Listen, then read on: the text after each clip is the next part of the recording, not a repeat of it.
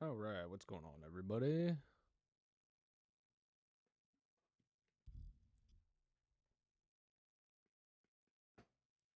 There we go. Are you gonna capture the game? There we go. All right, what's going on, my dudes? I haven't really touched last Epoch in a while, but I jumped back in probably like a week ago, and I don't know why I do this, but every time a season's over, I delete my old character. But I had a Necromancer Daria from the previous season, and then I played season 1 or 0, whatever it would be. But I've had this game since it came out, and these are all the characters I'm juggling now. With this Void Knight as my main guy. I never really played the Void Knight, but I've heard great things, and I've really been enjoying myself actually.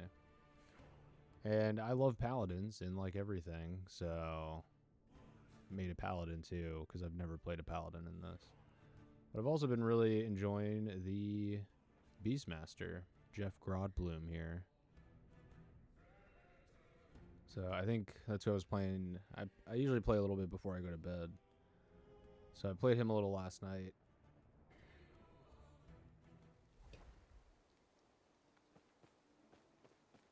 Made some decent progress.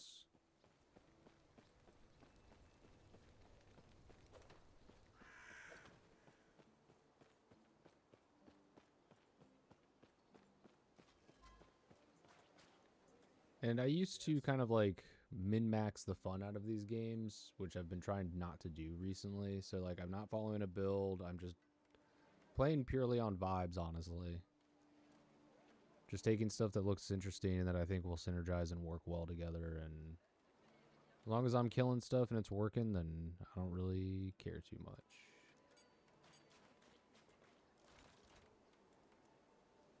Okay, that's right. I just got here. I haven't really done anything. Can't remember. Does this side quest? Yeah, it's that one.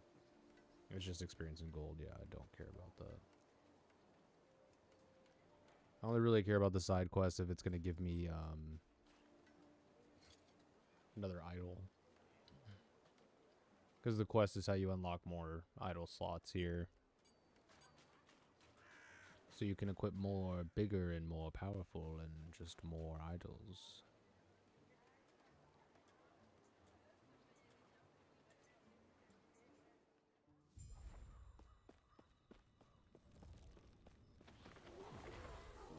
I like these summoner builds because the game basically just plays itself.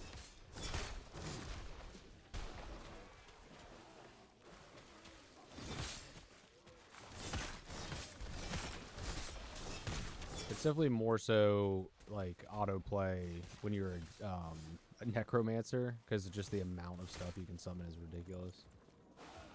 You do have to get kind of involved as a druid, which I do like. Or primalist, I guess is what they call it in this one. Because druid's like an actual second different subclass, which I do have a druid as well. Grod druid. I'll probably make a shaman also. I actually really enjoy the primalist in this game.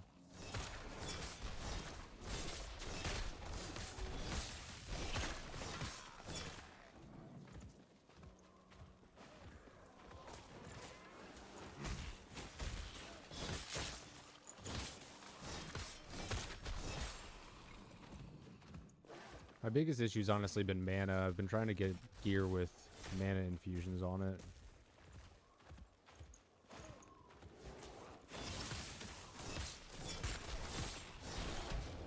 I like popping the buffs on my bear and my raptor, and then being able to cast like upheave and tempest strike.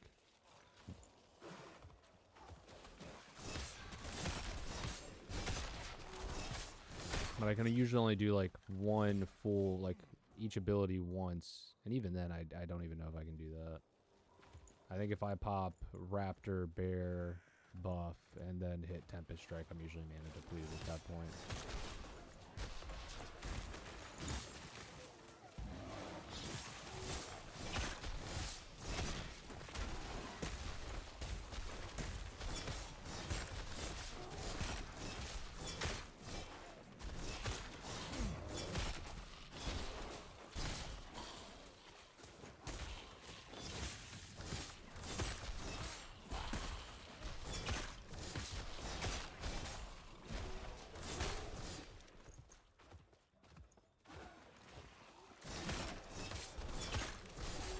I also wanted to apologize for not being here on yet another Sunday stream.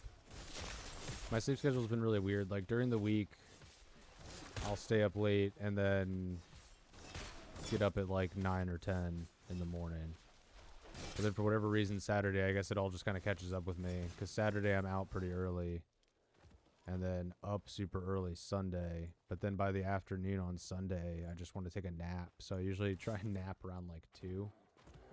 And, just like really bad at napping. I go down for a nap. I'm like, I'm only going to sleep for a couple hours. And then I sleep for 8 to 10 hours.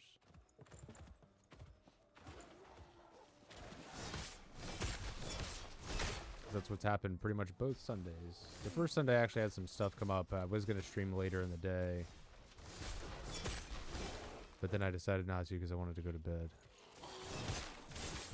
But yeah, this past Sunday, I went down. I was like, I'm just going to nap for like a couple hours. I'll get up. And then I woke up and my wife was asleep next to me, and it was like 2 or 3 in the morning on Monday.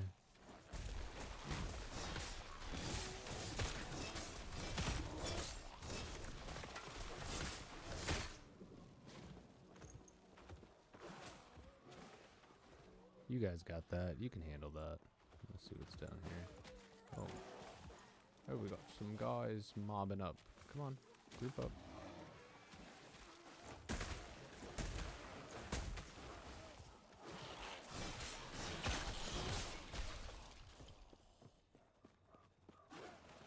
You know, I've never done a hardcore run in any ARPG, but that's something I might be interested in streaming. I think it could be fun. I mostly have never done it because there's been so many times in almost every ARPG I play where I don't know. I guess it's me. It's not so much the game's fault. I'm just not paying as close attention to my health as I probably should be.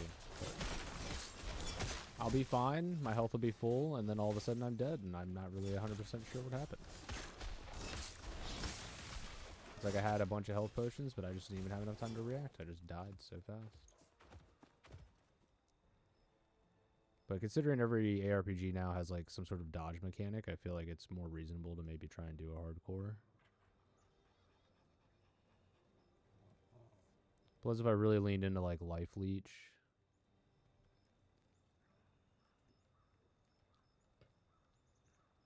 which I do really love, some survivability. So both my Void Knight and this Beastmaster lean pretty heavily into life leeching.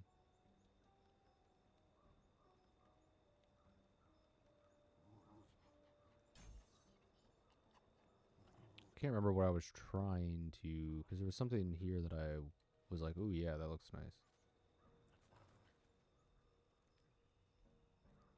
I think it was this. Natural Fortitude with the 6-point bonus.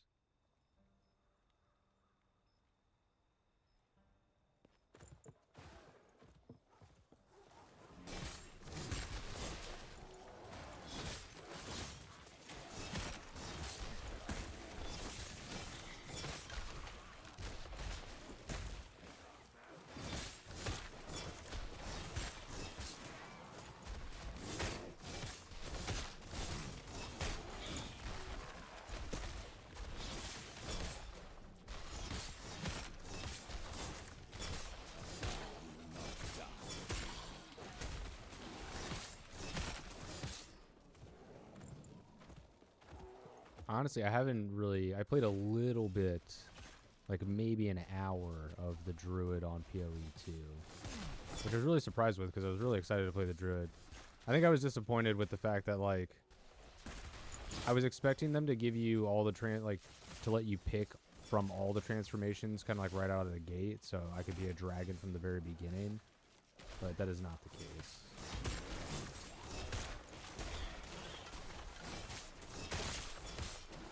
So I think that kind of disappointed me a little bit. It made me not want to play it so much. Plus, I've been having so much fun with this. Or no, that's what got me into this. Yeah, Druid got dropped. I went to go play it, and I was like, I can't be a dragon right away. I'm a little upset about that. I was like, you know what? I haven't checked out last Epoch, they just got bought by Krafton. Krafton is notorious for ruining everything that they touch. So it's like predatory and stupid monetary microtransaction crap. Like, I don't mind if they do some DLC stuff with this, but I'd prefer it not be like actual content that's going to split the player base at all. Like, I really don't like the idea of paying for new maps or classes or anything like that. Like, they really need to just stick to the cosmetic stuff, but it looks like that's not going to be the case. But yeah, I wanted to check this out before it inevitably gets ruined and I never want to touch it again. And I never played the Primalists, so I was like, you know what, let me go check out the Druid equivalent on Last Epoch.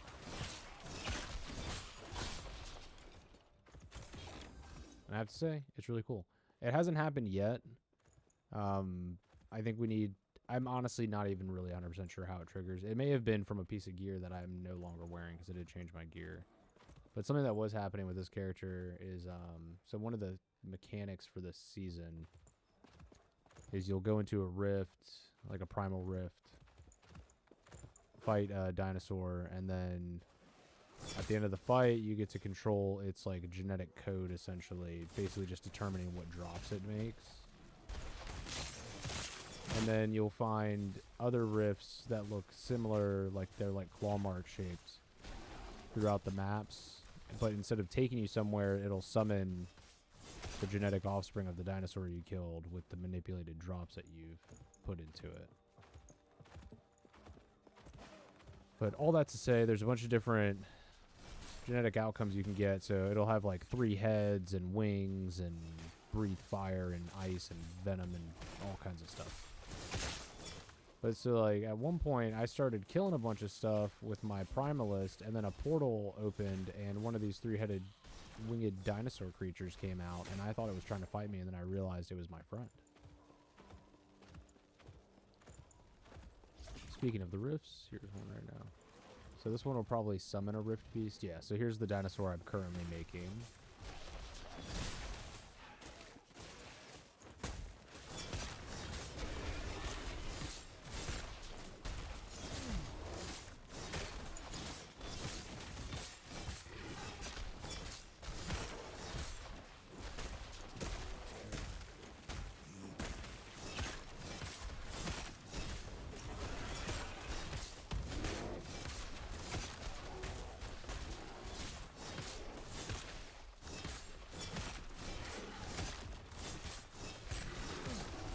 There he is. There's my boy. There's the homie. So I think it is just part of my class.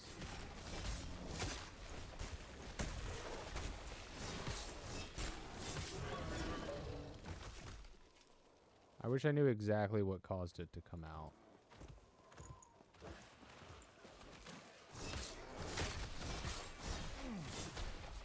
I could probably figure it out, but killing stuff is just way more fun. I'd rather just clear that.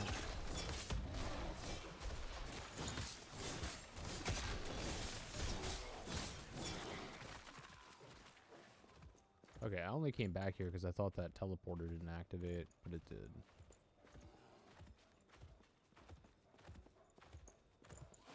And then the wolf, you'll see I don't have summon wolf as an ability. That's because I have the skill tree for the wolf upgraded to the point where I get a, oh my god, a permanent wolf companion. See, that's what I'm talking about. It's almost got melted.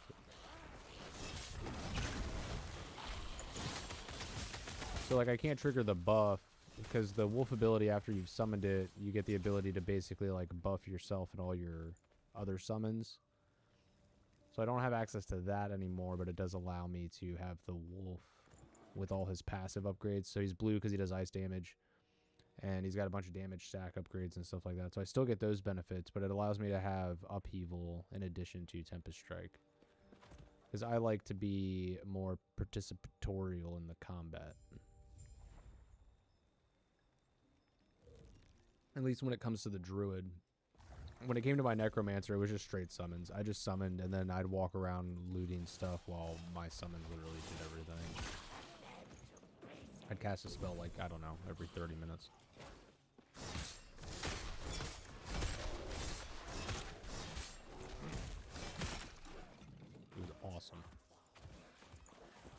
There were times where when I got to endgame and I was just like clearing rifts, I would load into a rift, do my summons, and then just go make coffee and come back and the rift would be done. And I just run around and collect all my loot, all my rewards for all my hard work. I mean, that bone golem didn't make himself. I had to do that. So it takes a lot out of you doing that. You gotta sit back and rest and let the bone golem do all the work.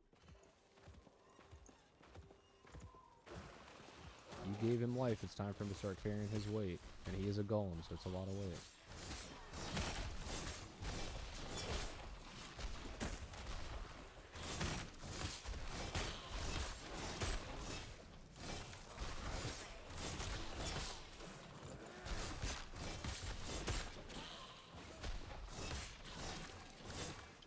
I was surprised to see how much time we actually have till next season.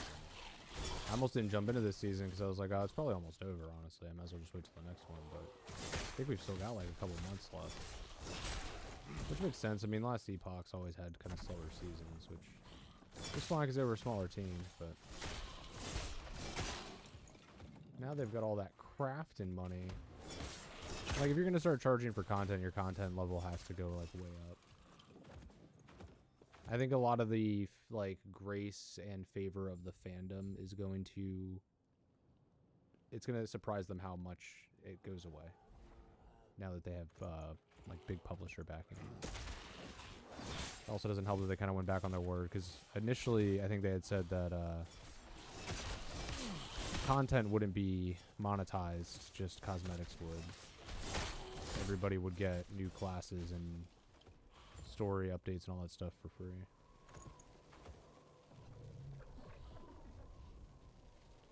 But, well, that was a fucking lie, apparently.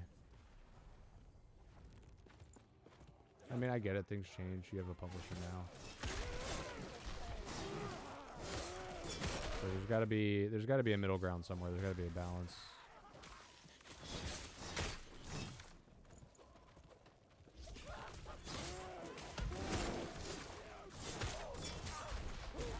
I have to figure it out, because this game already doesn't get enough attention, in my opinion, and then on top of that,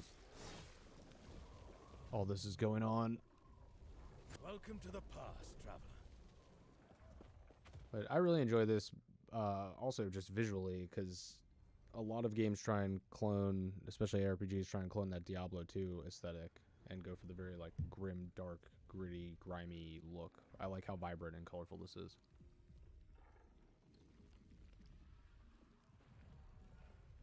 And look, I grew up with Jurassic Park, man. I love dinosaurs, so you put dinosaurs in some shit, I'm probably gonna be there.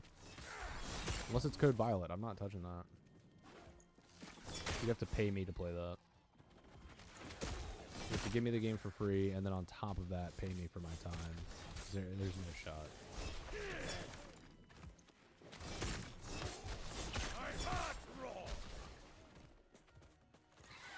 I heard it mentioned in like a video. I can't remember who was talking about it. They're like, yeah, it's like the spiritual successor to Dino Crisis. And I was like, what? Immediately paused the video, started looking into it. I was like, oh, this looks so bad. Can't believe anybody was even remotely. Because there were people who were genuinely like excited for the game. I was like, even just from the preview stuff they're showing, this looks visibly terrible.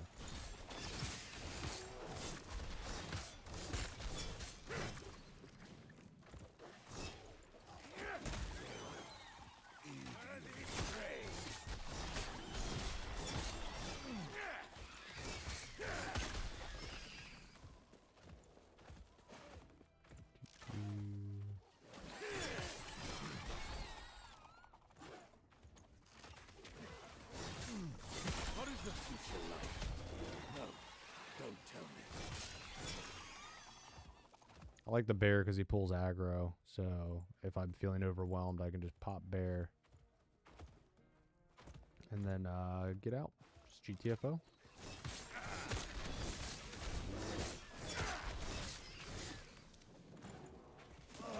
And I think for my shaman, because I saw there's a... I can't remember which skill tree it's in, but in one of the skill trees, I think it's in the main primal skill tree. Instead of having multiple companions, you basically you're limited to one, but they're like super huge. So I think for my shaman, I'm just gonna have like massive wolf that follows me around. Like I'll do the permanent wolf, so I don't have to have it on my hot bar. And then I'll just have this giant, like Fenris like wolf following me around while I zap everybody with elemental lightning shaman damage, and freeze them and do all kinds of other shaman-esque escapades and such. Yeah, it's just so pretty, so vibrant, so colorful compared to a lot of other ARPGs.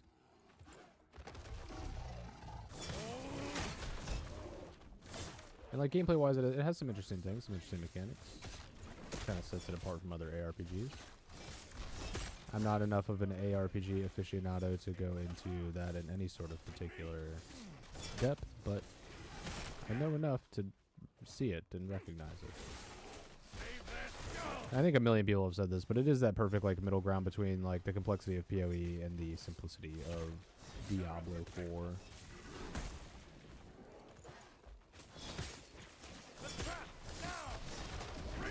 Another ARPG I've been playing that I've had basically since it came out and have very like rarely touched. I've tried to get into it a couple times. I think accumulatively over the years, through all my attempts, I maybe logged like a couple hours of gameplay. But Grim Dawn, really just awesome ARPG. Heavily focused on single player, just know that going in.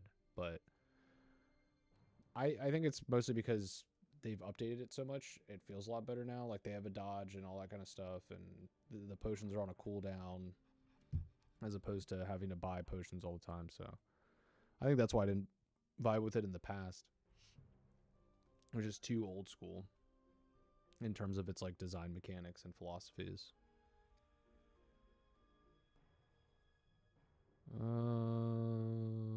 I think we want runes. And so that's what I'm talking about. You pick a thing, you evolve the Rift Beast, some little thing hatches and runs away. And then it's going to come back. It's going to come back as a big boy, and it's going to try and kill us. As revenge for us killing its parent. It's Dino Daddy.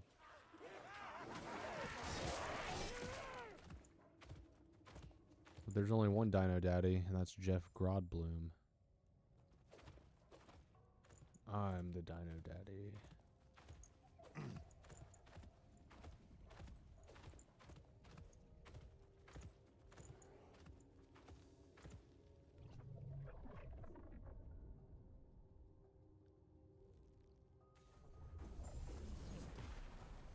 I feel like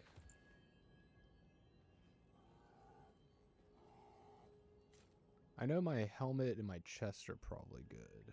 And honestly, my weapon's probably fine. I could use a new one here soon, but damage-wise, I'm feeling okay. Grimoire of Necrotic Elixirs. Ooh, this looks fancy. Frostbite on hit with cold skills. I don't really use any cold skills. Increase the minion attack speed, though. So good.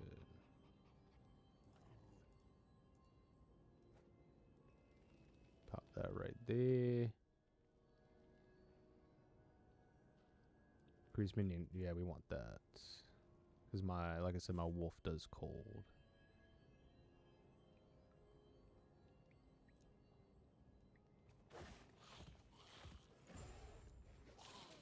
Yeah, let me in. Let me in.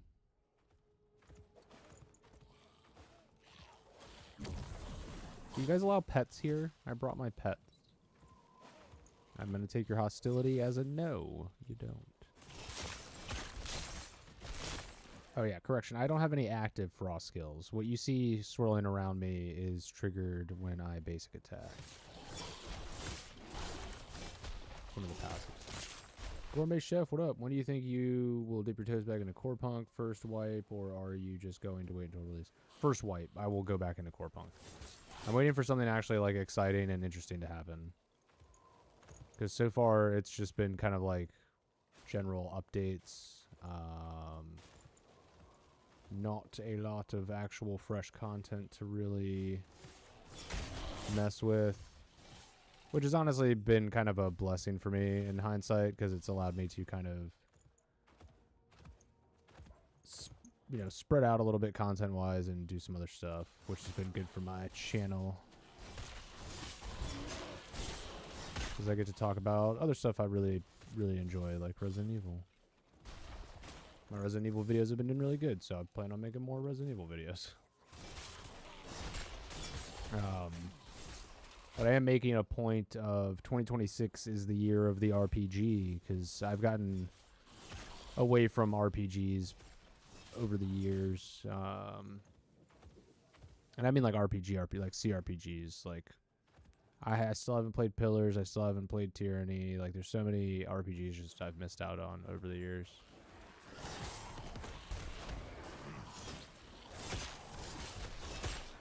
Yeah, I haven't playing too much. Might check out the Battle Pass update coming. Oh, yeah. I'll check that out, because that's at least, like, something new. It's a new system, kind of, sort of, you know, with the Battle Pass mechanic. So that's at least something I'd like to check out and maybe talk about, depending on how it's implemented. Like, just go over either live on stream with everybody, or maybe I'll just do a video. Yeah, but what's up, Gourmet? How you been, man? I haven't talked to you or really anybody from the core punk community in quite a bit, as I don't think many of us are playing at the moment, and I've just been really busy and focused on making other dope-ass gaming content.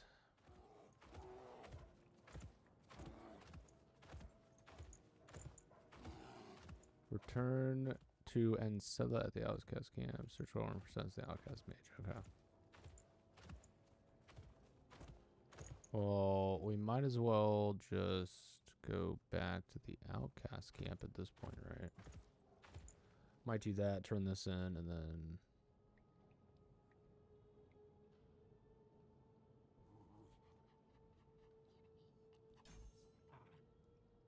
Ah, now we can summon a Scorpion. That's so lame.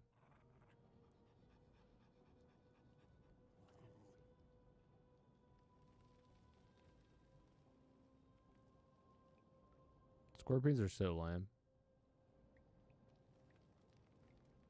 Best believe I'm swapping that bear out for that saber tooth when I can. But yeah, here. Permanent bond, you get a permanent wolf.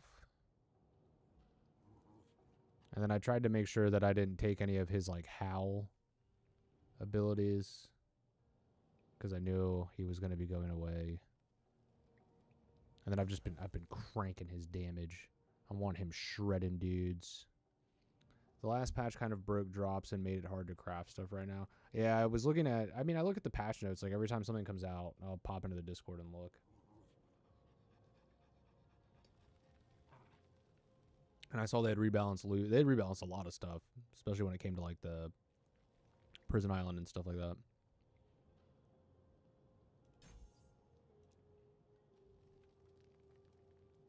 Oh, that's right. I was doing... There's a problem with leaving and then coming back after like a day or two. I forgot, because I was going somewhere specific with this raptor.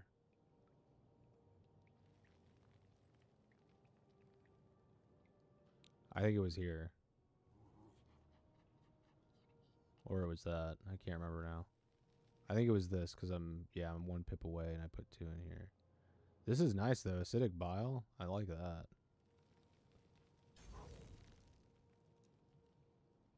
We're definitely going to be taking that at some point.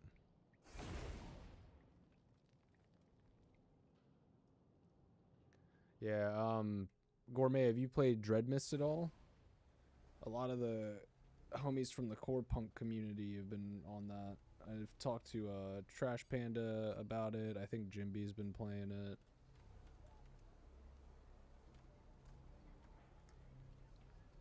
I know Scourge has been streaming it.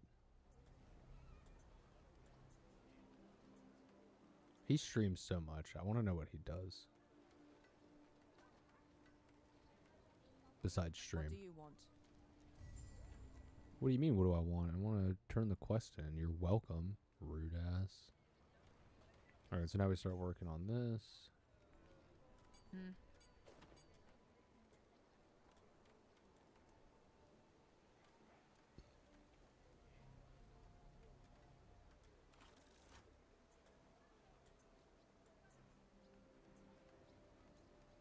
That's fair. That's fair. Yeah, it is. It's very much based on like Ultima Online and stuff like that. I just thought it was really cool because I think it's like one guy made it, slammed it together with some assets, and like made it completely free. And it looks pretty well done. I've only played maybe an hour. Literally haven't left where you spawn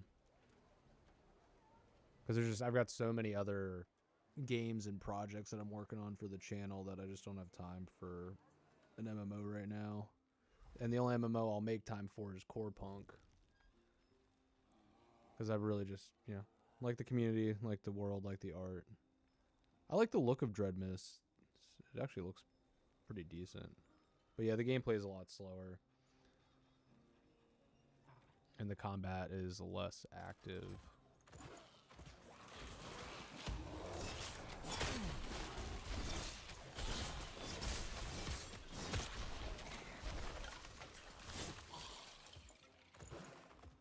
Oh, probably need to go sell some stuff soon. I should have sold some stuff while I was in town earlier.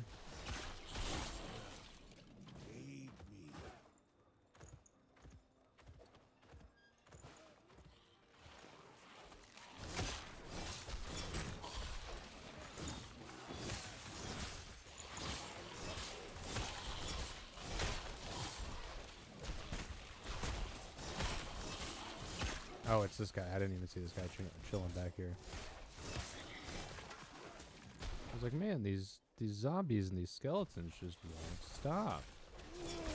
'Cause this asshole keeps summoning them. Such an annoying enemy, because they'll go, like, hide. They'll even try to make sure they're off screen, so you can't see them at all. I just feel like, man, there's a lot of enemies here.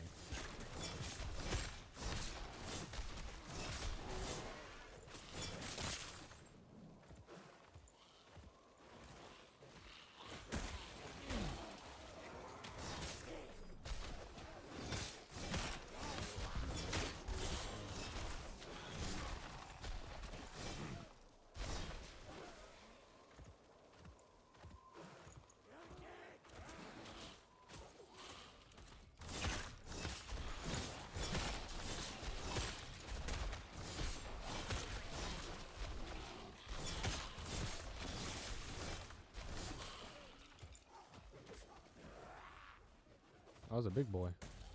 You guys got him. You got him. There's 3 of you. You're fine.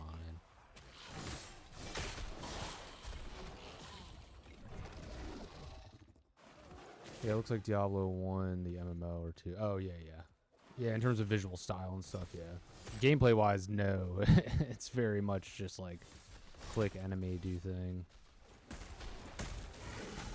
The gameplay's way less active. But yeah, visually it's definitely got that old, like, chunky computer style RPG look to it, which I really do enjoy that aesthetic. Even outside of nostalgia, I think it just looks good. Genuinely.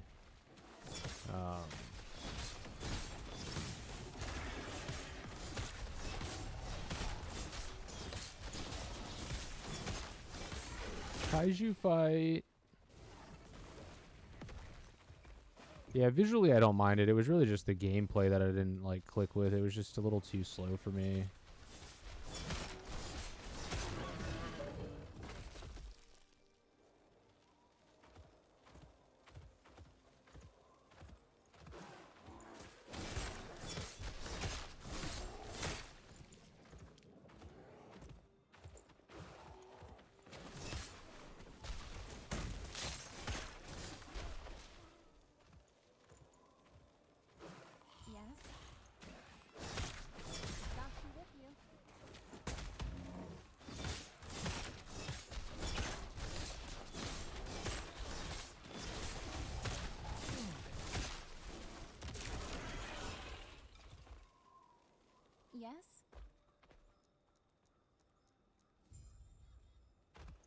with you.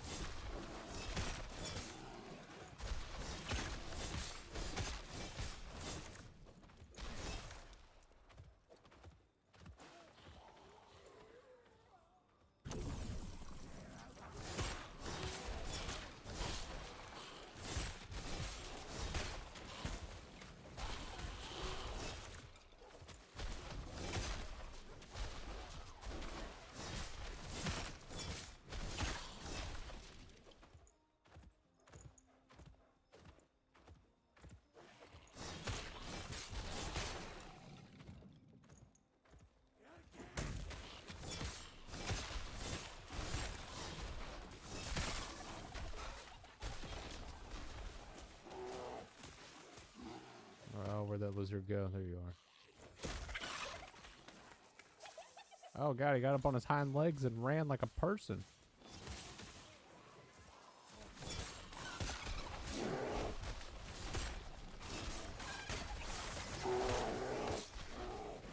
Whoa, whoa.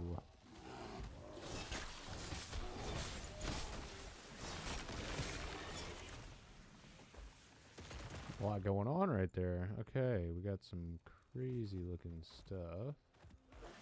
Ah, shit. I didn't mean to aggro you. You were supposed to keep walking.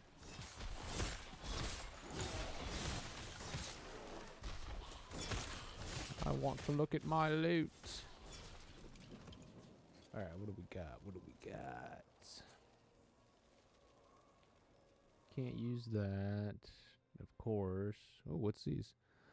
Riverbend Grasps. 32 armor, increased throwing damage, health, increased dodge rating, throwing cold damage, chance to throw an axe at a nearby enemy on hit. Seems better for like Void Knight or Paladin. Yep. Or someone who throws things. I don't really do that. The only thing my Beastmaster knows how to throw is lightning and hands. And the lightning he's not even really throwing, it's just kind of happening.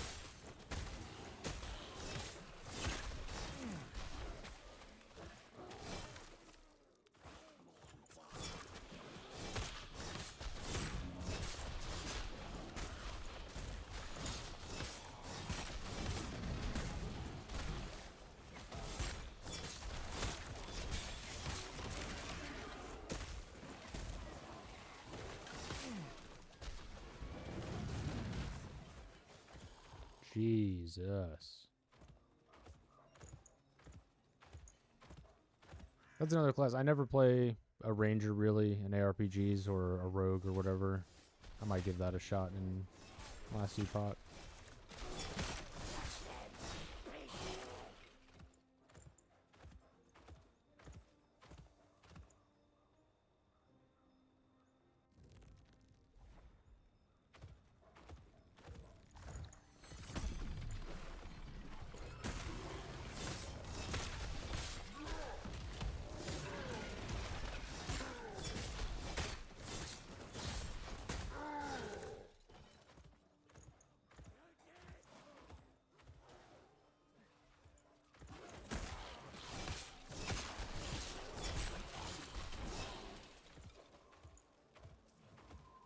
Hello. What's up? You will take my place. Oh, the animals. Yeah.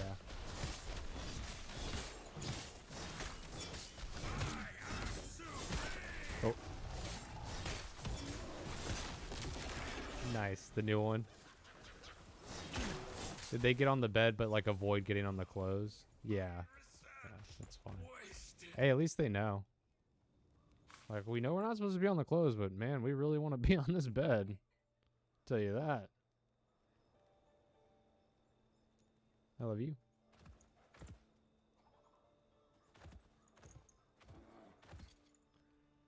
Is this sash any good?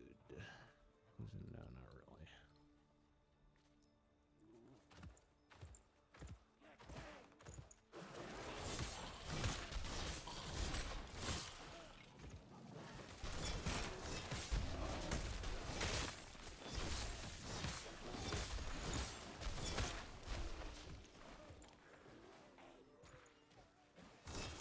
Did I just hit it? No?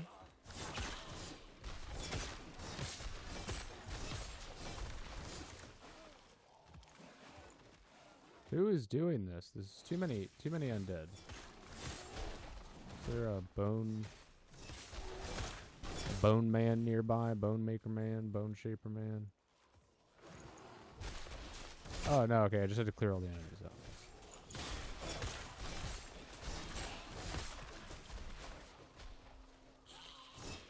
There was that many guys on purpose.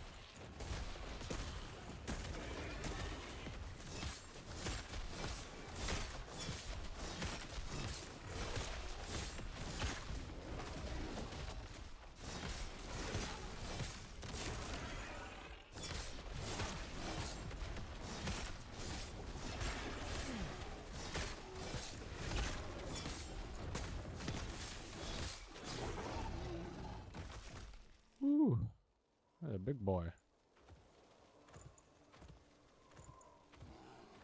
Well, I guess I should probably go back to town and sell some stuff.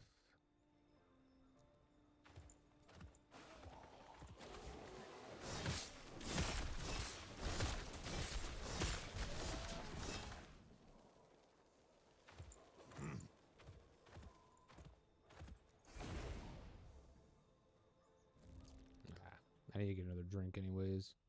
Do you prefer this game over PoE2 right now? Yeah, just... I mean, that's a me personally thing. I'm not necessarily saying one is better than the other. I would never try and start that fight. But yeah, I like how much, you know, this is a little faster paced. I already know what I'm doing. I can just kind of turn my brain off. It's what I'm looking for right now, right? I don't have to think as much. It's that good middle point of engagement where it's got enough complexity to keep me engaged with the systems and build crafting, which I find fun. But it's also not so dumb, simple, stupid like Diablo 4 that I feel like my brain is leaking out of my ears at times.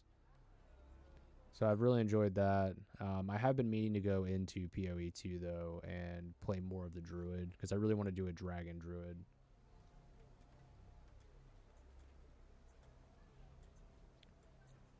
Like realistically, what it is, and I probably talk about this before you came in, Gourmet.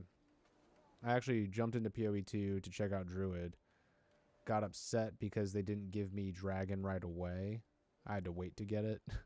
And was like, you know what? I've never played druid in last Epoch, and last Epoch just got bought by Krafton, so the game's probably going to get ruined here soon. Might as well check out some of the classes I never played.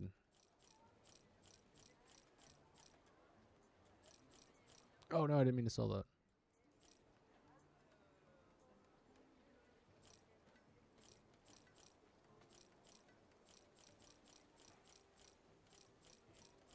Well, actually, I guess maybe another character piece.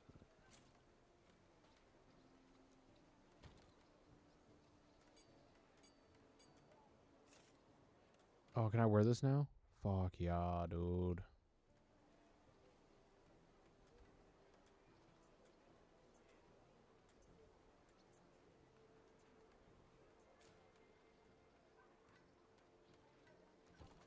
Yes.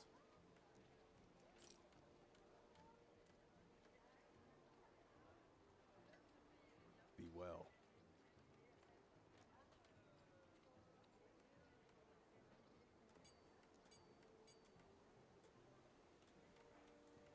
Which is now I definitely look super goofy. Oh no, it's actually, it's the carapace armor as well. It's just a different color. Interesting.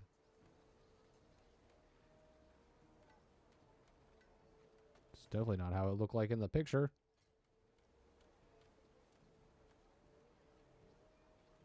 It's made out of furs and metals. Not bug shells.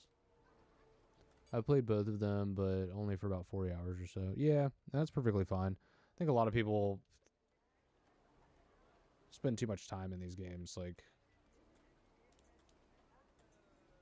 I really enjoy an ARPG that is set up in a way where you come in for the season, you do your thing, and then you step away until the next season comes.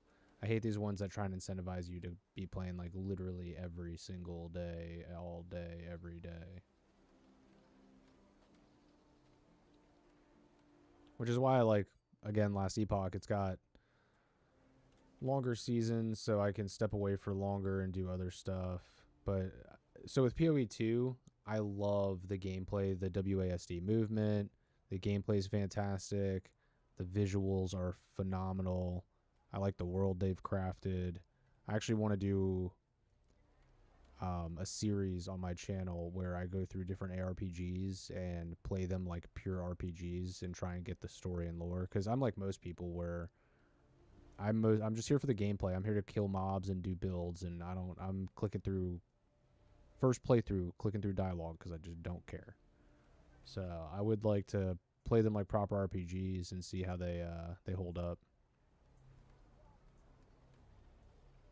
But yeah, I feel like Last Epoch is just kind of like that sweet spot, perfect middle ground. It's that perfect ARPG for somebody who's a casual, like not a hyper casual ARPG enjoyer, but just like you're kind of middle of the road. Like you like getting into the nitty gritty of builds, but you don't want to be overwhelmed with too many options, and you don't want something that's like so simple as Diablo 4, which I also have booted back up and played a little bit recently. Which, man, I forgot how just dumbed down that game is. But yeah, let me go grab a drink. I will be right back. Let me put up the BRB screen real quick. And let me see if I can get some music going again.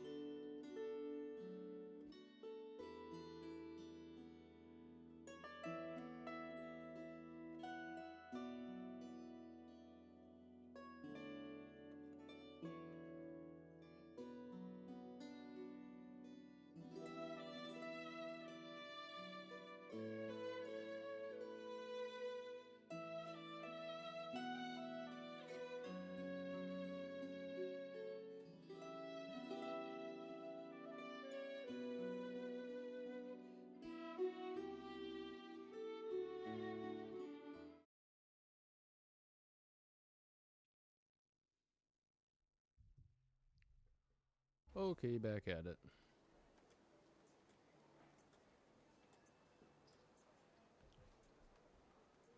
All right. Well, now that I'm back and looking back at chat again, Gourmet, what are your, same question to you. What are your feelings on the big ARPGs that people play right now? Because I feel like this was on the list for like a little while, but this one always seems to like fluctuate off, and I think it's just because their seasons are so spread out.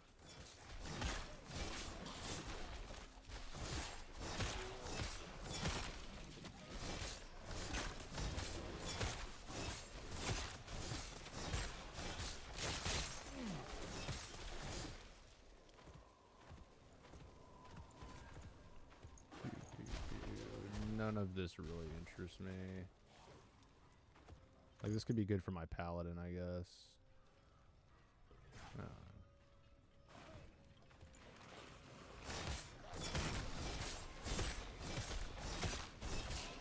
Never played PoE 1 because it looked... Yeah, I never played... Oh, well, that's not true. I played it. It looked like too much, but I was like, maybe I can figure it out. And, yeah. So... Because everybody was talking about it, so I tried it. I'm easily influenced.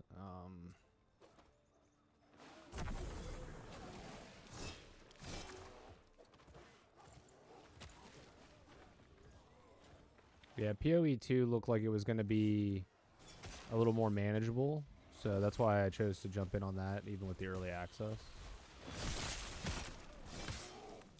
And also I started making content again, so I wanted to be in the know on all the goings-ons with PoE.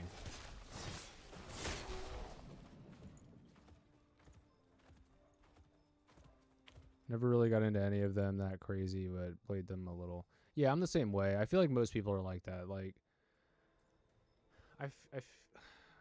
with this genre, the people who are big in, like, content creator-wise, that are big in this ARPG space, are the ones who, like, it's like the only genre of game they play almost, and it's just like all they do. They're here every season, they're grinding it out, they're pre-making builds.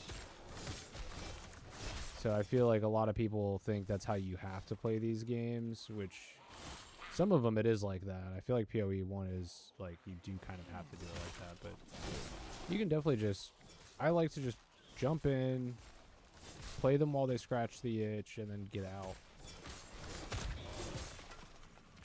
Because it will get to a point where, like, I do think you can min-max the fun out of it, at least for me. Some people min-maxing is the fun. But for me, when it gets to a point where, like, I'm worried more about, like, my build and hunting this loot drop instead of just enjoying the game, then I've got a problem on my hands. Because, like, right now I'm just playing because my build is satisfying for me to use and do my rotation on, and I like watching all the pretty colors happen when all the guys on the screen die. And that's all you really need from an ARPG, if I'm being honest. At least for me.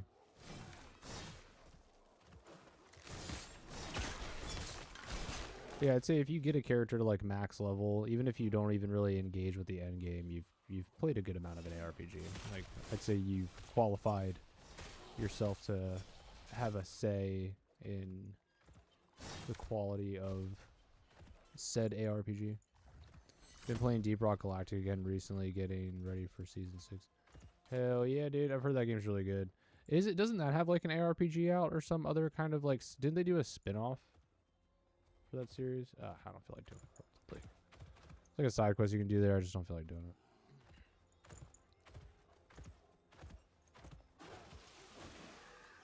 Yeah, that's something. Actually, I don't even know if it's. I clean my wish list up on Steam every now and again, but I'm getting to the point now where if a game's interested in me, I'm just gonna leave it on there indefinitely. Because now that I'm making videos, and I'm hoping I'll be able to start making more videos here going forward. It's always good to have a library of games you can turn to make some stuff about.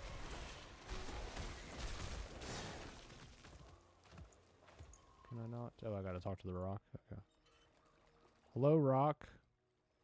I'm engaging with you. How many fucking times I gotta hit the goddamn rock?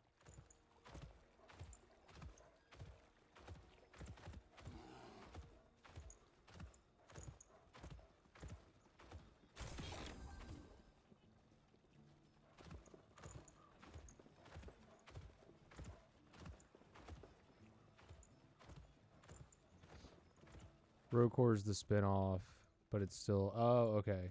Yeah, but it's a Deep Rock roguelike. That's what it was. It was a roguelike. I knew it was like a spin-off genre. Those sounds. We're being Shut up, lady. Protect me while I finish the ritual. I want to kill stuff. Oh no, you died. I could have done something, but I didn't because I was taking a drink.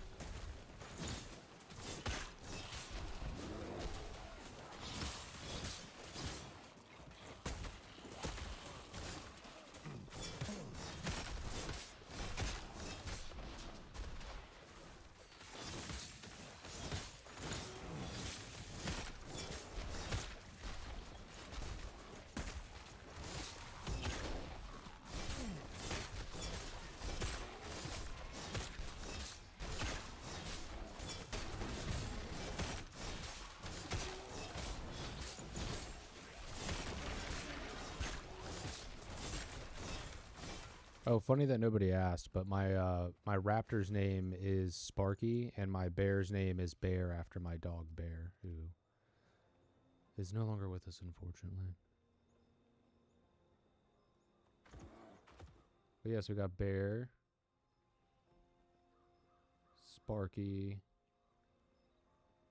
Oh man, I know it says I wish I could name them because I do love the name Bjark. That's fucking phenomenal.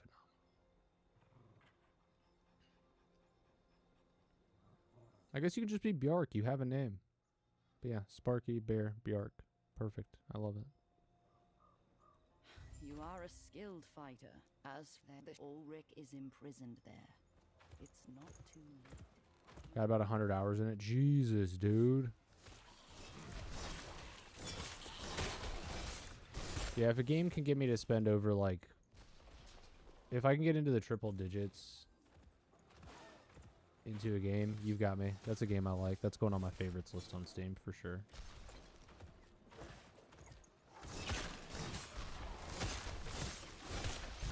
It's funny because there's if you just look at my Steam's favorites list and my completed games list, there's actually some games on there that have 0 playtime on Steam.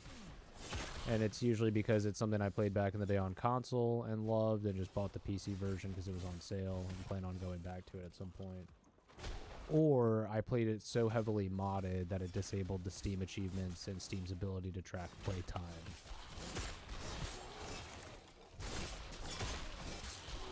Because I think Steam shows that I only have like maybe a handful of hours in Vampire the Masquerade Bloodlines, but that's not true.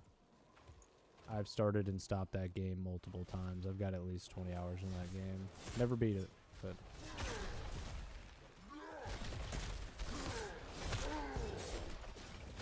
I am easily distracted by a new shiny.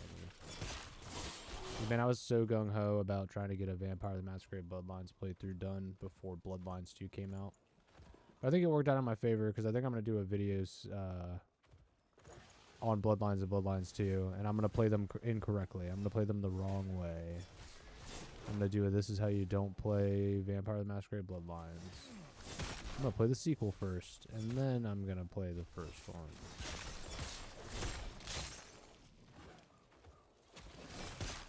I actually think the sequel looks pretty cool. Do I agree that it's a bad Bloodlines game? Yeah, 100%. It's not even a Bloodlines game, really. It is in name alone. There's like none of the actual like RPG or tabletop mechanics that were featured in the first game. Like the first game, even though it's not isometric, I know when you throw the term like CRPG around, people tend to think isometric, like Baldur's Gate and Pillars of Eternity. We've been talking so much about Path of Exile. They're both PoE. It threw me off for a second.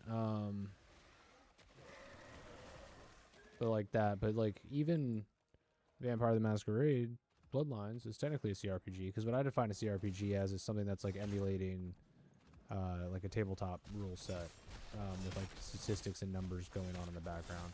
The type of game where the combat is essentially I'm right up on a guy but I could still miss, because it's basically like, even though we're standing still, it's not showing it. You have to fill in the blanks with your imagination and be like, oh, I missed because, I mean, it was a dice roll, but in your head you can be like, oh, you know, because you roll against their stats, so you can be like, oh, I missed in my head because he did like a cool, the enemy dodged it in a cool way or parried me or something or whatever. I think that's why I didn't like CRPGs as a kid. My mind had to fill in the gaps, and that's not what I was looking for from video games. I had an overactive imagination during the day. I needed a game that was going to be like just a game, like gameplay, just a game. I just needed a gameplay game. But then I played Dragon Age Origins, and now I love CRPGs. Even though you could argue that's probably not a CRPG. I count it.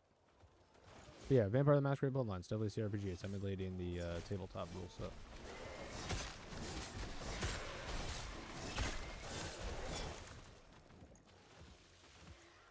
Second one looks like a fun action game.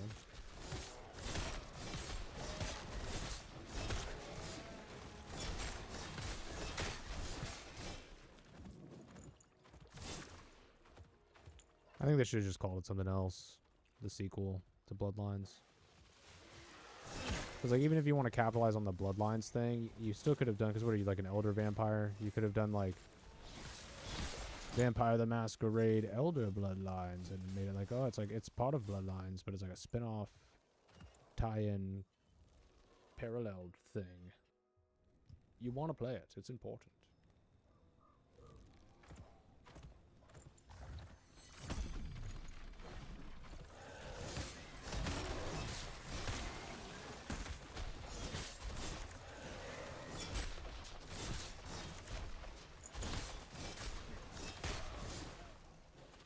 Get him. Get him.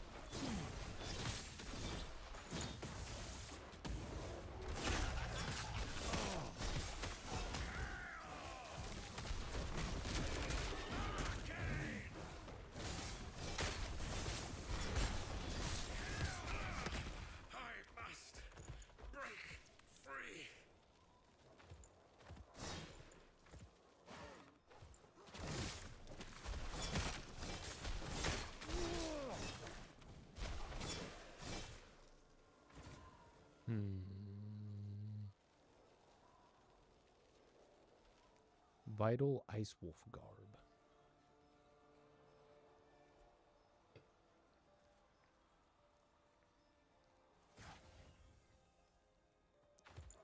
Mid. Call me when you got that fucking fire, dog. Let me know when you got some gas in the tank.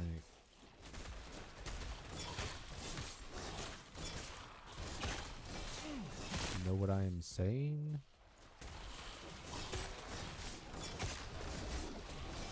Oh, now you show up when there's only 2 guys left, you useless son of a bitch.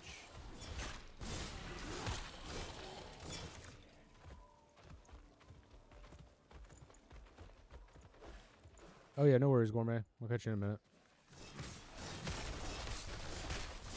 Put 1,000 hours in Deep Rock? Jesus fuck. That's insane. It's disgusting. I don't think I've ever... Well, actually, that's not true. Thing is, I can't just like point to it and be like, look, 1,000 hours on Steam, but I'm pretty sure I've put over 1,000 hours into Mass Effect and like the trilogy as a whole,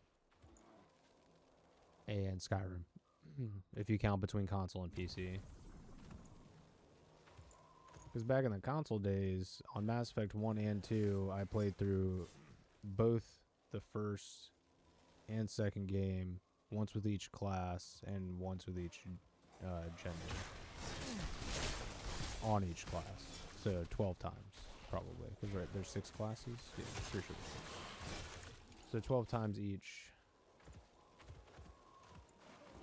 We could actually probably do the math on it. I'm curious. want to say my average playthrough time on the first game to like, because I would do 100% runs essentially. Oh yeah, and I alternated Paragon Renegade. So like I'd have my male soldier, female soldier, one would be Paragon, one would be Renegade. And I'd go through like that.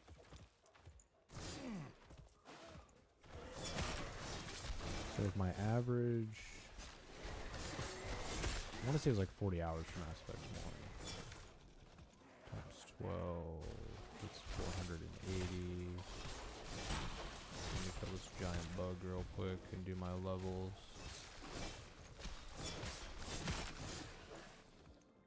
So I mean, you've got 480 hours alone. Come on, guys. In Mass Effect 1. I want to say Mass Effect 2 had a similar playtime. If you did everything.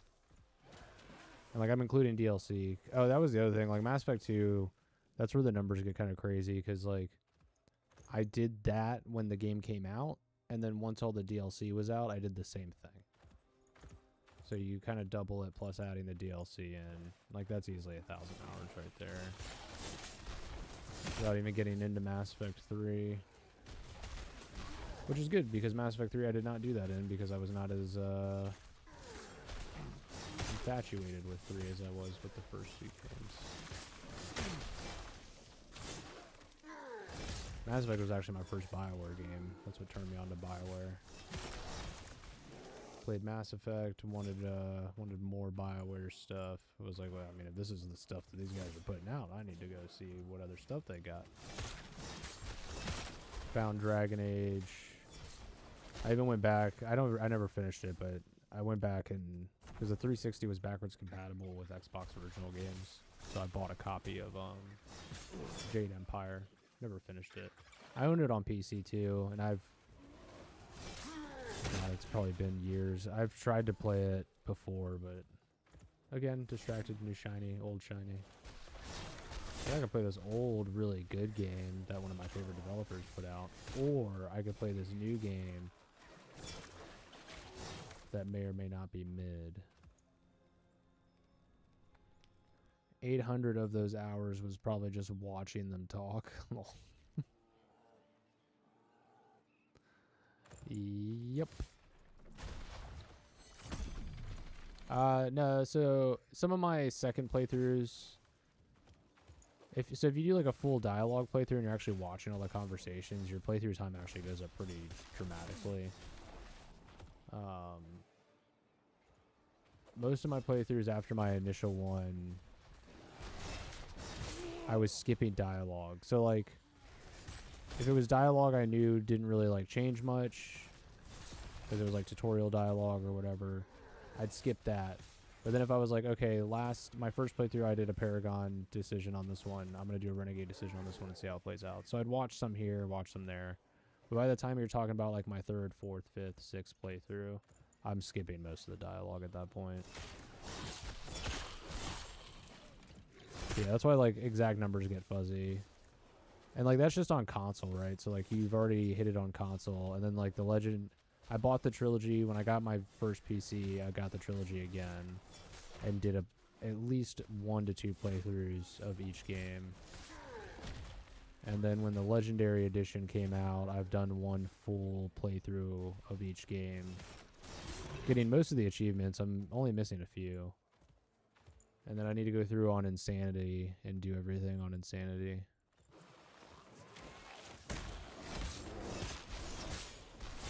But yeah, quite a substantial chunk of that is just listening to people talk.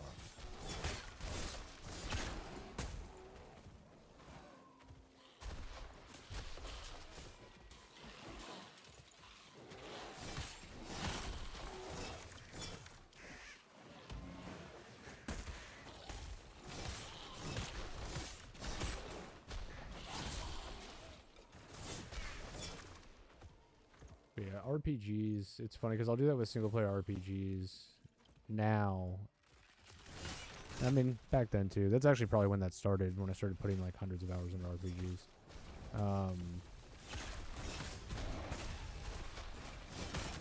But prior to that, it was like, I also probably have like probably thousands of hours in Modern Warfare 2 and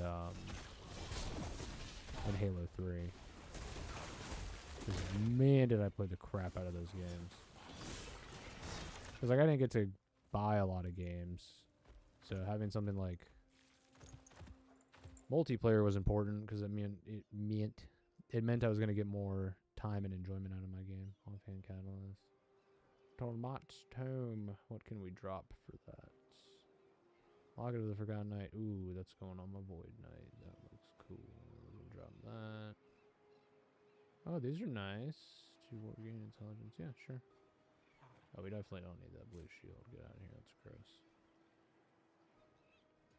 Ew, a blue. Okay, that doesn't fit. Alright, we're literally full. We have no space for it. Stop killing stuff. We can't carry any more loot. We need to go back to town. It's a bad bear. Bad Sparky.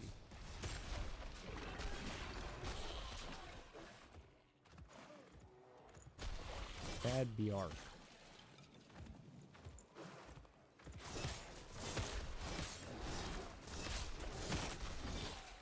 Okay, now it's safe to teleport.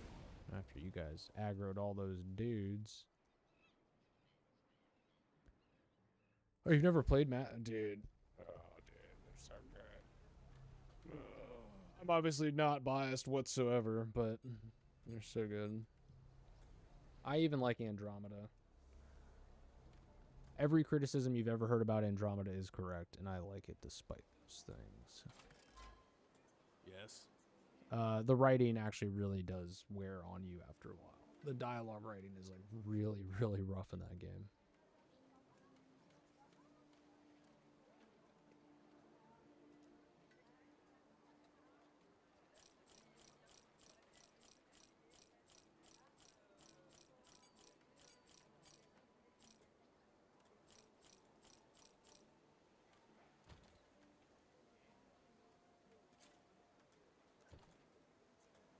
Be well.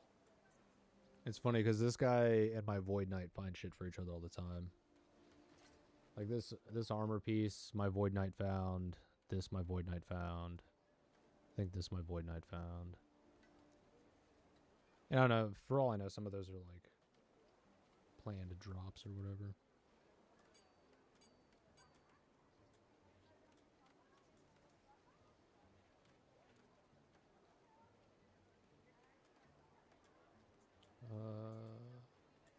Are we done over there? No, we still need to keep going through. We just got filled up. That's what she said. You gotta start getting into single player games, man. Then you don't have to read books anymore. That's what I started doing. No, I'm just kidding. I've been trying to read more books actually, but we've been, I mean, as an RPG guy, been spoiled with so many RPGs that just haven't had the itch. I'm like, oh, I need a good story. I'll just play one of these many, many RPGs I've got sitting in my backlog. Even multiplayer games, I tend to find a way to play single player. Like, oh shit. And I'll switch over to him later because I do like playing my mage. But every character I have except my mage is solo account founder SAF.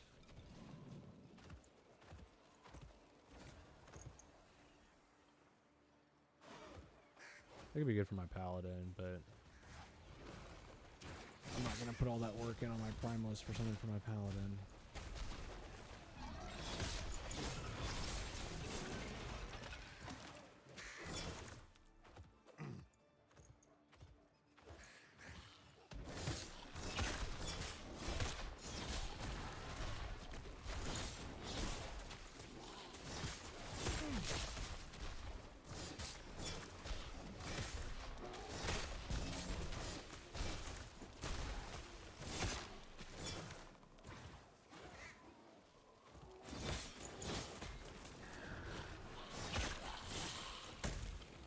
You know what? I can probably level up.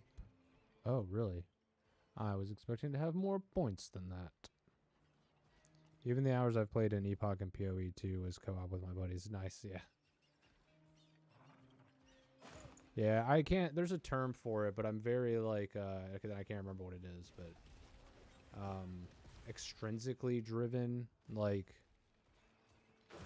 a game doesn't even. I mean, I need to have some sort of like mechanical depth, but as long as like something visually appealing is happening on screen, I'm a happy camper.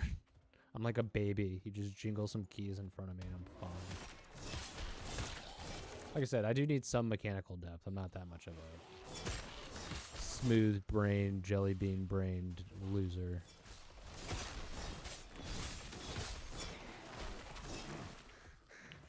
But yeah, like some of my favorite games are like I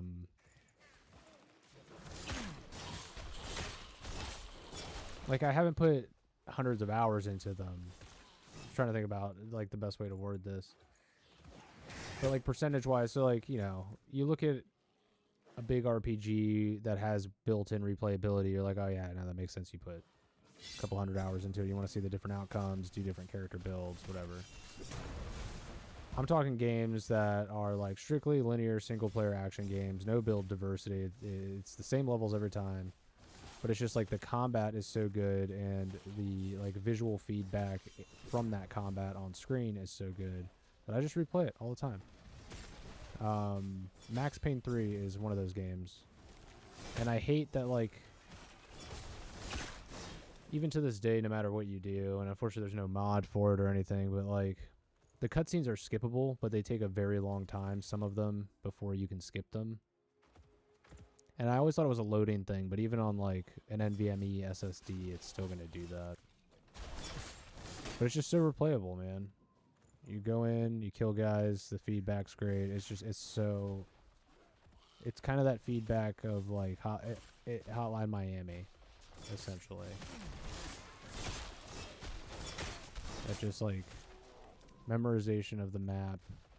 And I wish it had like a Hotline Miami mode, honestly, where like you died in just like a couple shots. Like I think one's probably excessive, but like two shots. 2-3 shots. But you have like more slow-mo maybe to balance it out.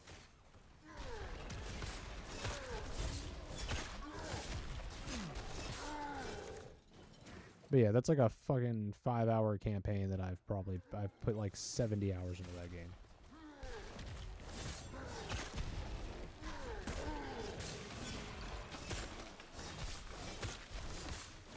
So percentage-wise, while I don't have 100 hours into it, percentage-wise, it's about the same. Because you figure like a 40-hour RPG, I've put like 200 hours into that. That's like 500. Well, actually, I mean, I'm giving an example. If we're talking about Mass Effect, that's very skewed statistics. But I'd say like in a 40-hour RPG, it's not unheard of to hear that somebody's like put 200 hours into a single-player RPG because of multiple playthroughs. So that's 5x a single playthrough. So I want to say Max Payne 3 is like maybe a 5 to 6 hour game. Let's say 5, just to make math easy. And I put like 70 hours into it.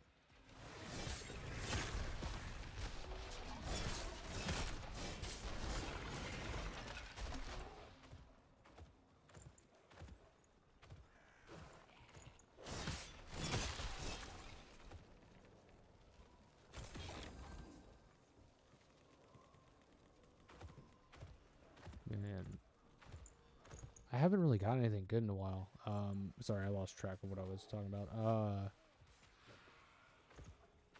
Oh, but yeah, I put 70 hours into it. It's like a 5-hour game. That's like 14x, right?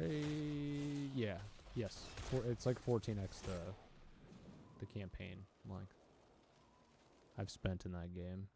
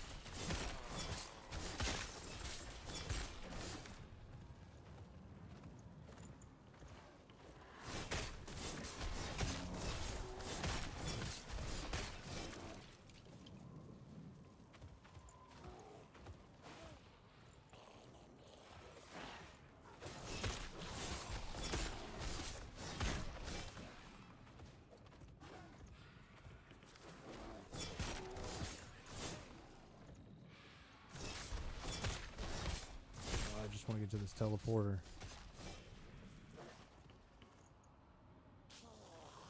Of course, there's a million enemies here.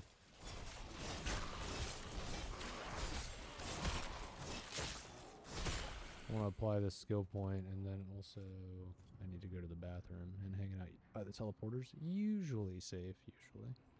Usually.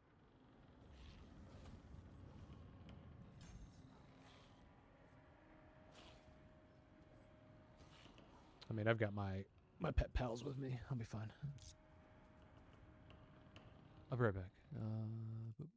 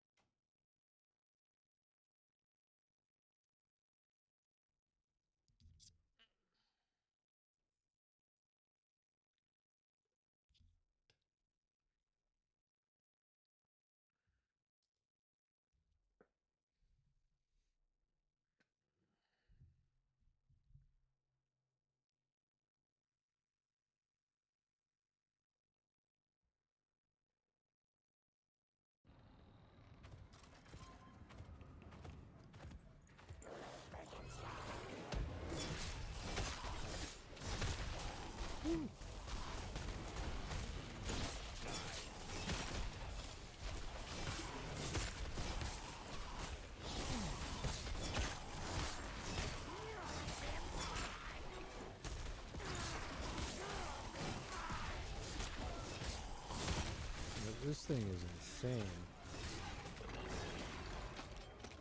So much health, Jesus.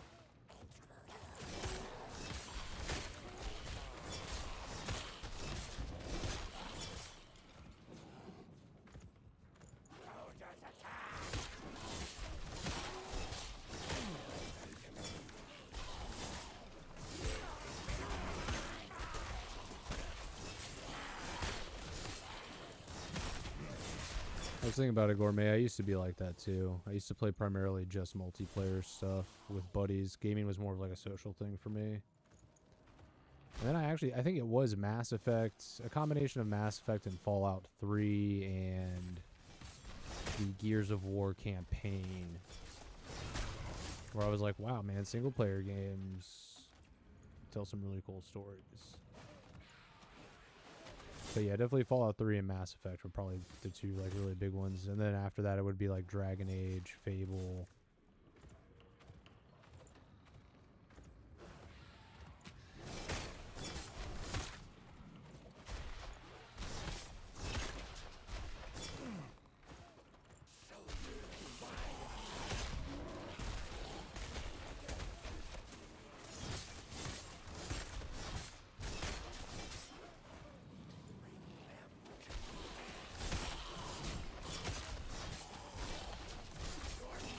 And like once that happened, I really started challenging like, what I like about games and what I like in games and stuff like that, and just really branching out and trying other genres. So that's eventually, because I scare really easily, but I still find like some action horror games really fun. I can't do like pure survival horror, or it's not even survival horror. It's more just like fucking madhouse, haunted house stuff, like Outcast, where you don't fight back at all. It's just running around and like solving puzzles. Yeah, like and being scared. I'm good on that, dude. But I'll do like an RE4 or Dead Space 2.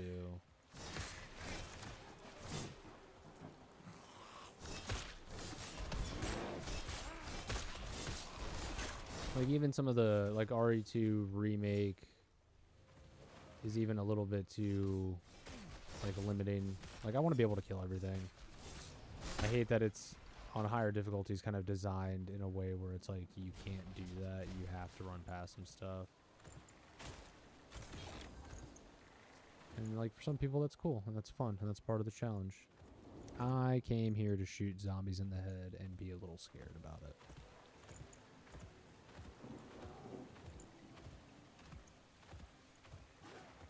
Not to shoot a few zombies in the head and still have a bunch of zombies around that I have to like juke and weave, and then I'm also getting chased by some psycho in a hat and a trench coat. Looks like he's trying to expose himself to me at some point.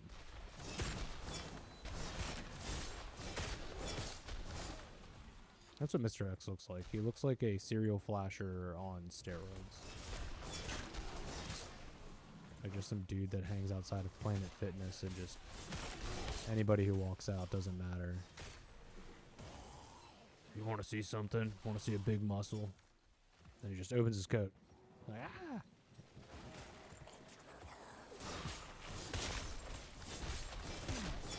And then one day he does it and somebody knocks his hat off and he's stunned. And then he gets arrested and that's how he goes down.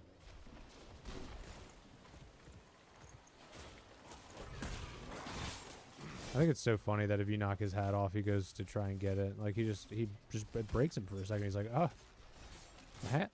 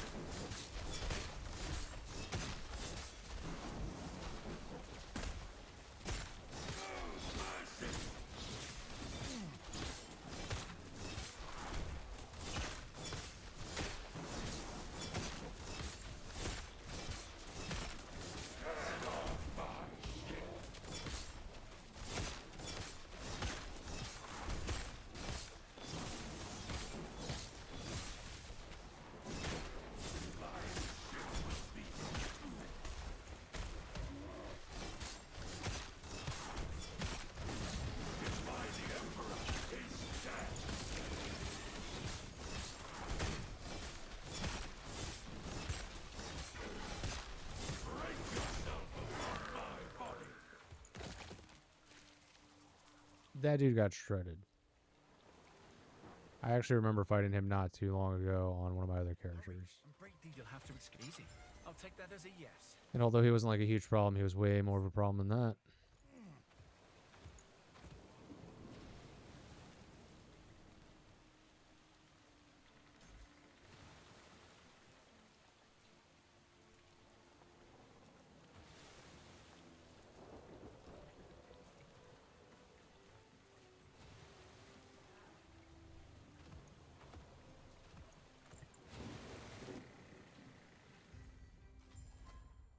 Ha! Not as cold as I'd like, but I enjoyed that.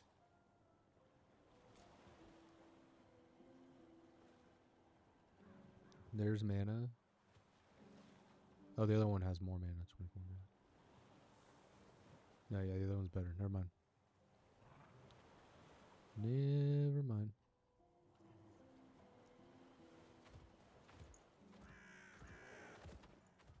washed up safely. It seems proper. Yeah, I'll only slow you down. Please, go on without me.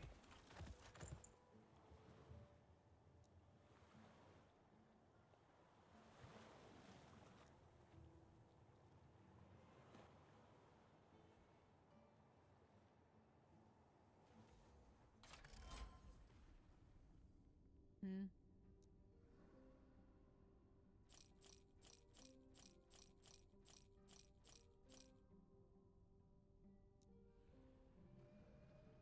You may find a treasure, my friend. Ooh, that looks cool. Interested in another try? That's fine. I'll make it good, even if it doesn't come out good. I'll go craft it up. Because that looks sick, dude.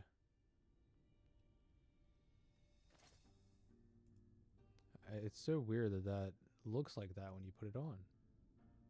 It's not expecting it to be the carapace look. Very weird.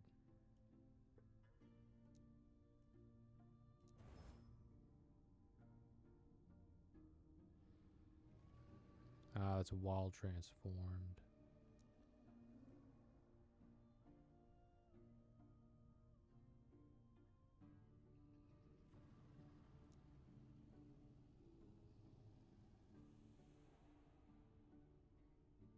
That's just re-rolling values. Okay.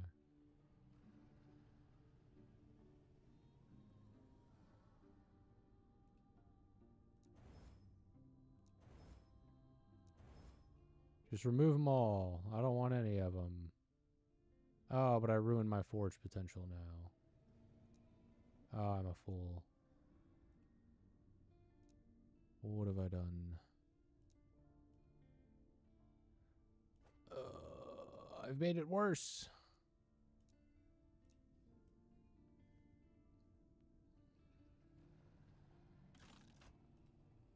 You feeling lucky?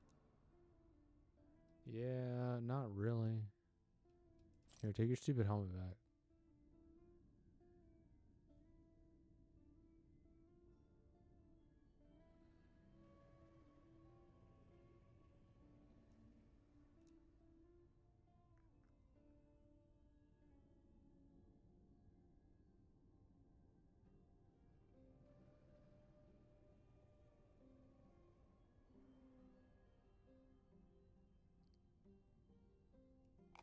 Not bad. Yeah, not good either. That's a winner. You're a wiener. How about that? How about that, Mr. Gambler Man? You son of a butt.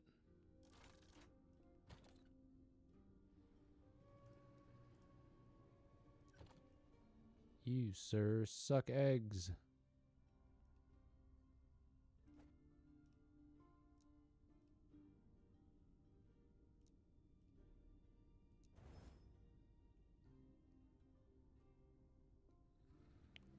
Sure.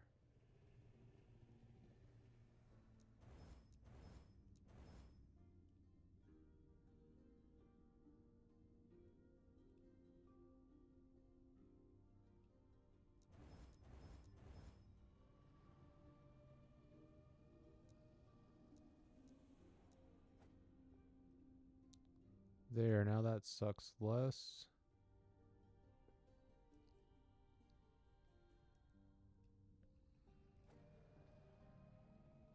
That was already pretty good. Alright, yeah, we'll do the minion health. Sounds good to me.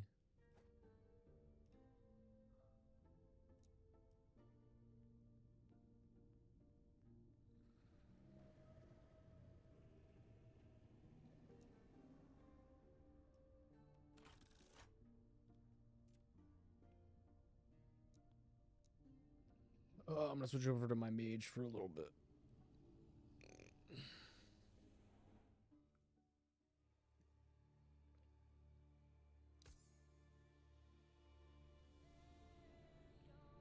Yeah, we've got Jeff Grodbloom, Grod of Magic. So he's the only one I'm playing online. You can see the rest of these guys are SAF.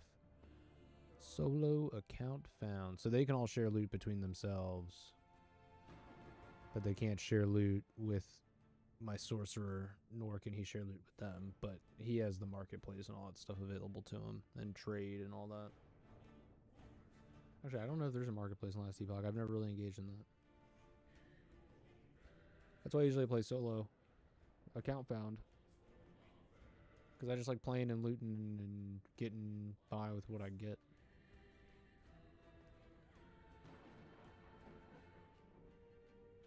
I feel like the game loses some of its fun where I get to the point where I'm like, I need the wand with the specific numbers. But for some people, the fun is I need the wand with specific numbers. So everyone's different, to each his own. Play the game how you want to play it. It's your game. You bought it.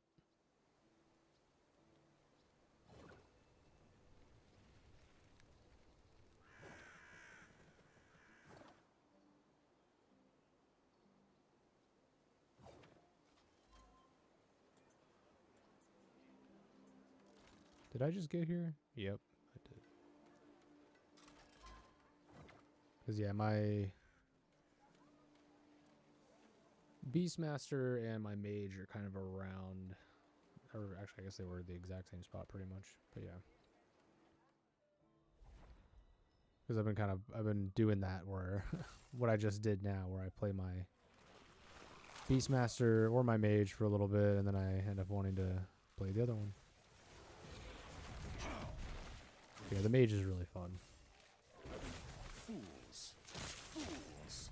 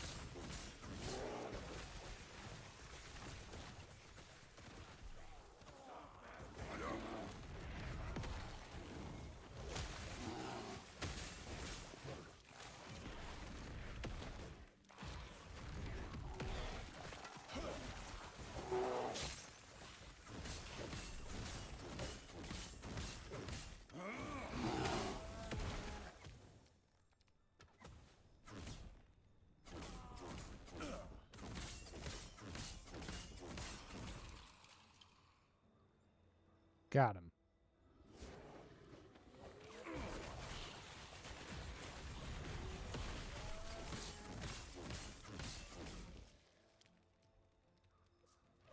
Ew, I think I just picked up a common item. Get out of here. Gross.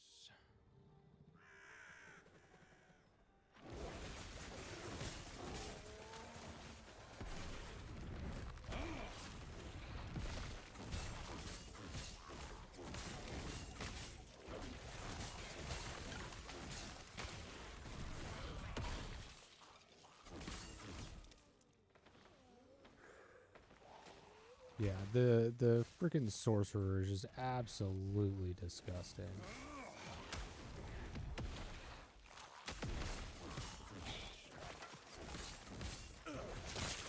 The only decision I've really been struggling with here recently is if I want to increase my fireball's overall like cast and travel speed, but at the cost of I think some damage, or maybe it's damage and also increased mana cost. I can't remember now.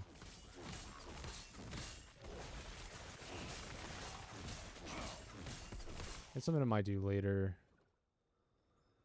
when I'm a little higher level and I have a little more mana to burn.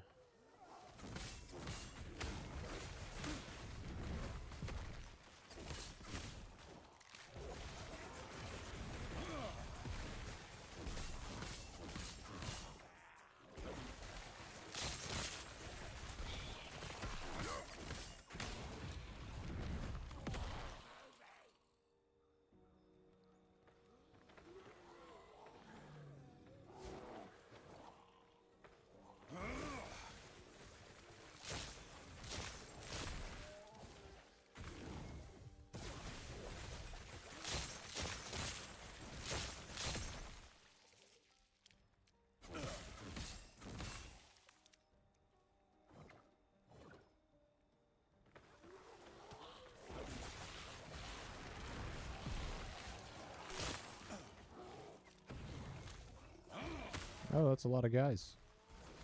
That's what she said.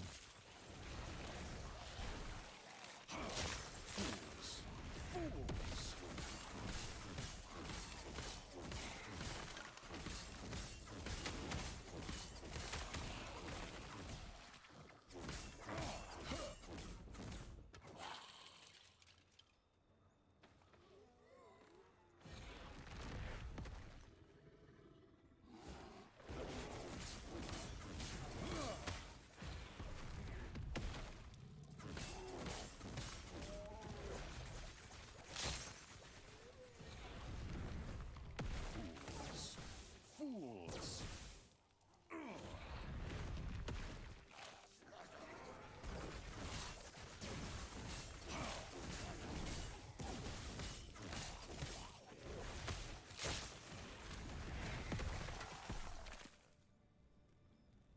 It's just so much crowd clear potential. It's insane.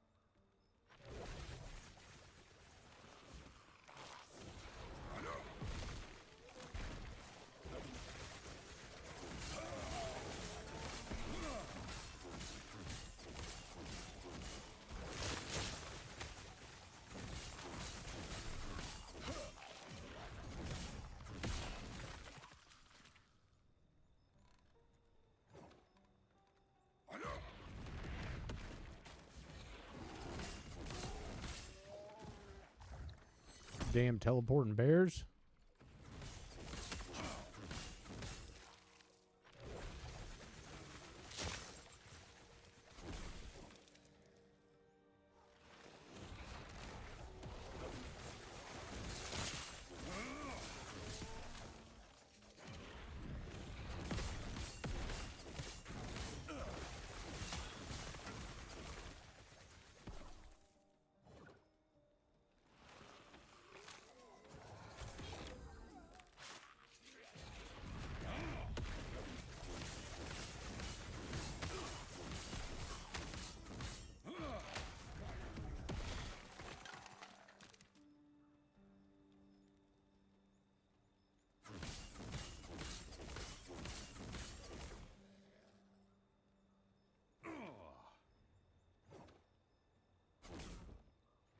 Man, my neighbor's dogs are going crazy right now.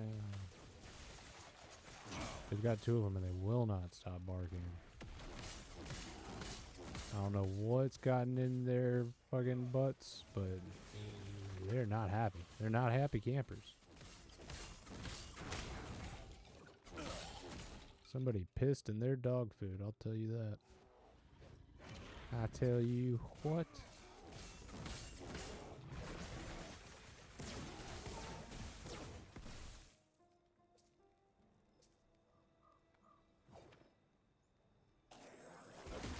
Oh, that's right, this guy's a dick. This guy's a super dick.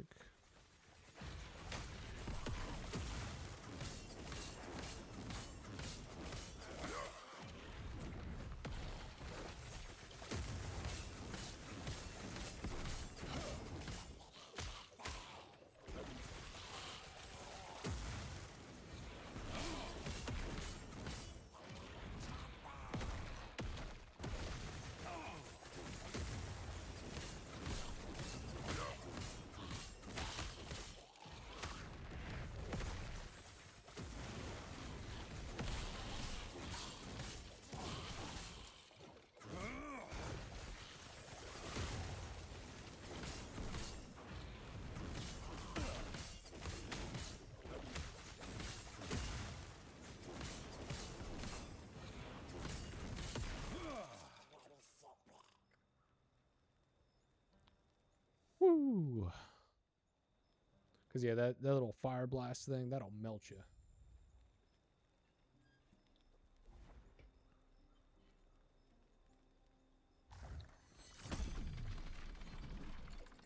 He will cook you with that. Hit me. It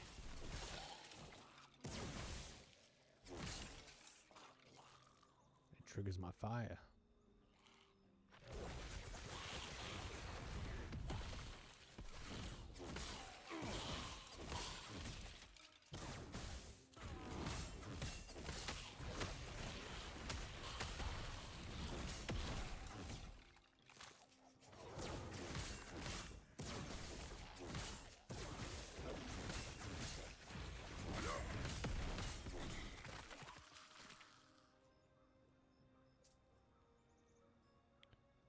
Very nice. All right, so what was it doing? Okay, well, I have that, but also... Here we go.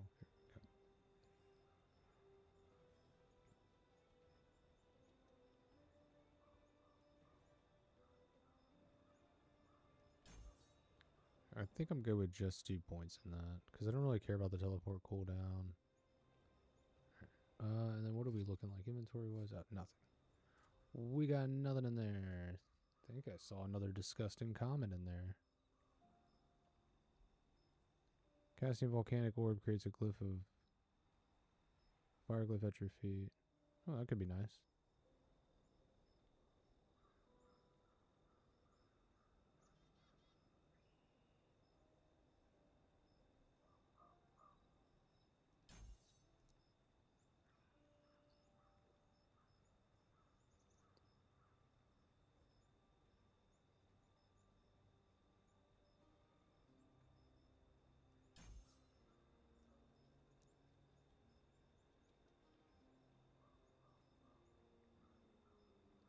Ah, here we go. Fall speed. That's what I was working towards. Okay. Yeah, because there's another one where you get increased fall speed, but it's like there's some downsides to it as well.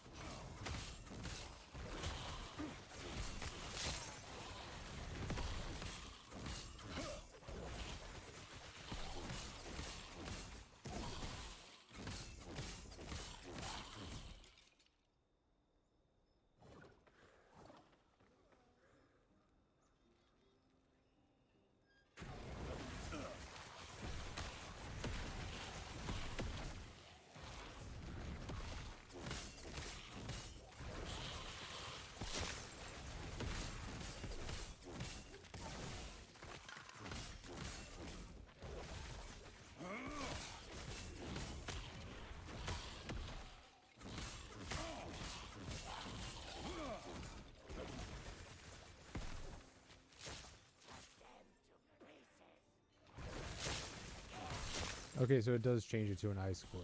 Interesting.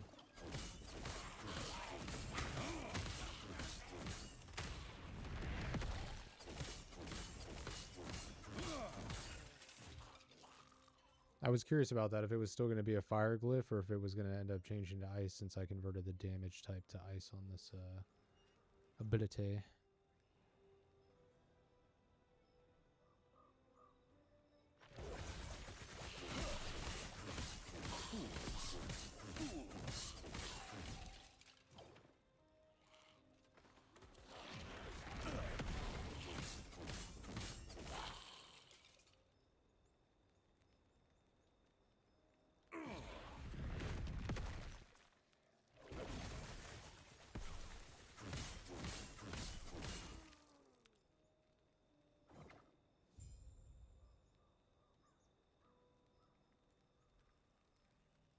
Yes? Gods be with you.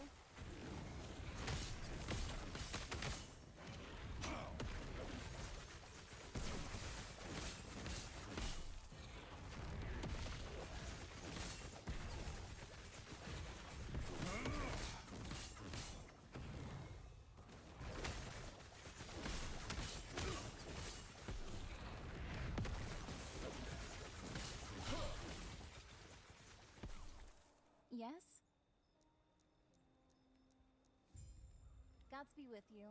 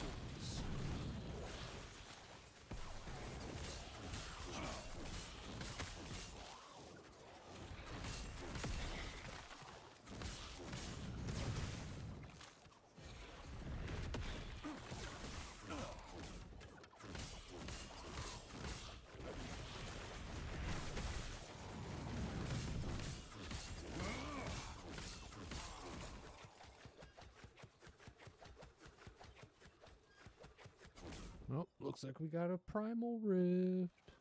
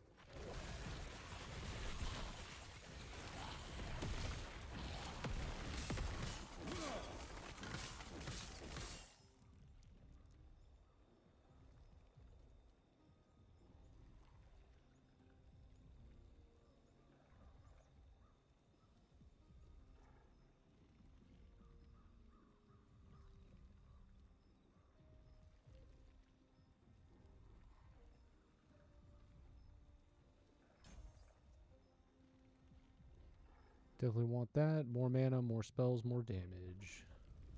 The Rift Beast will be ours. We have once again cornered a Rift by influencing the... I claim the liver. The rest is yours.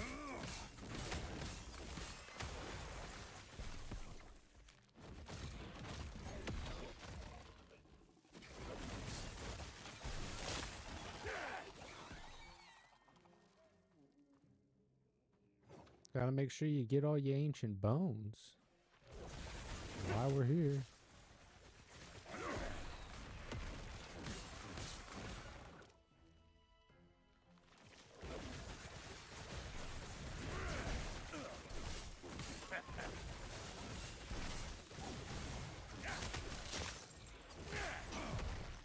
They are prey. Strike.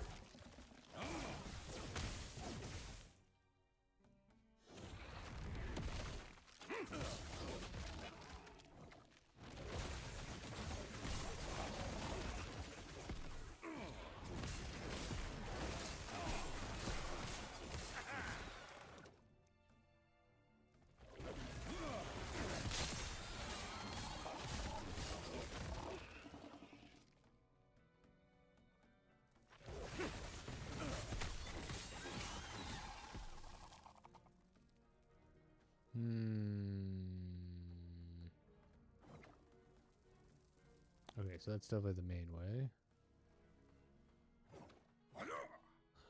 Let's go back this way. A new trophy.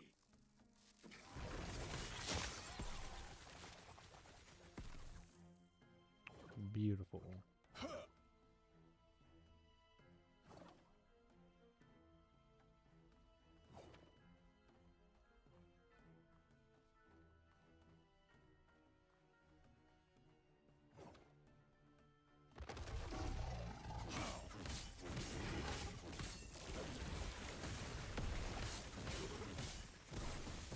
I've got you.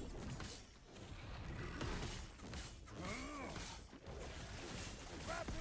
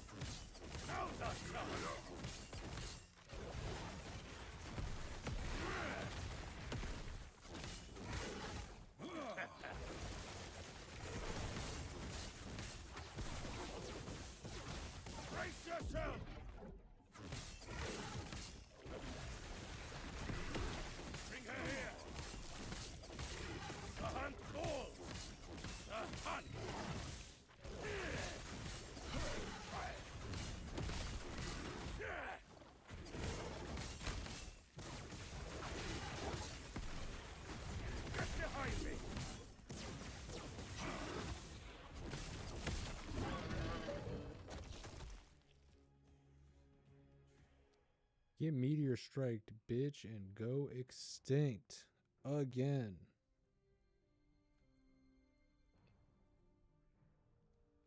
Love using meteor strike to kill the dinosaurs. It's just so poetic. Let's do drops idols.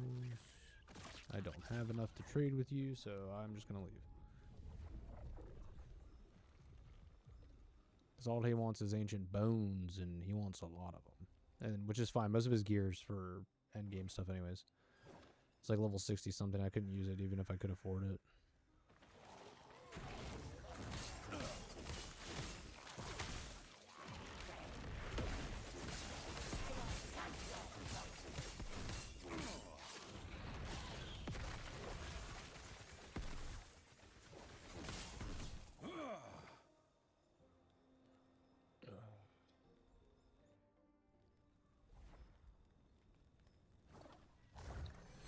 Yay, away shrine. Get back to the camp.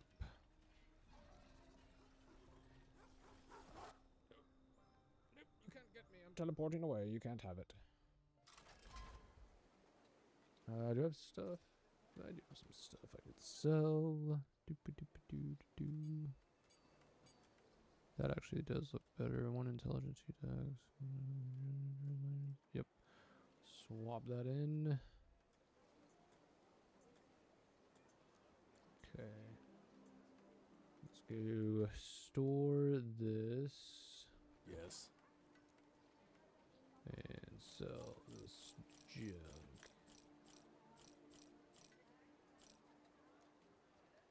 Alright, and that is going to do it for me. I'm going to try and make this a more regular thing where I kind of stream for like an hour or two in the morning, mid-morning time slot where I'm having like my coffee or my energy drink or whatever. It just helps wake me up, I think, and just gets me in the mood to talk, and it'll make it easier for me to do my content and stuff going forward throughout the day. And also just a fun way to just, you know, hang out with you guys and interact and all that kind of stuff. And also just an excuse to play ARPGs and other games that I normally have to have free time for. So anyways, thanks for hanging out, guys. I look forward to doing more of these with you, and I will catch you later. Have a cool, Rooney day. Peace.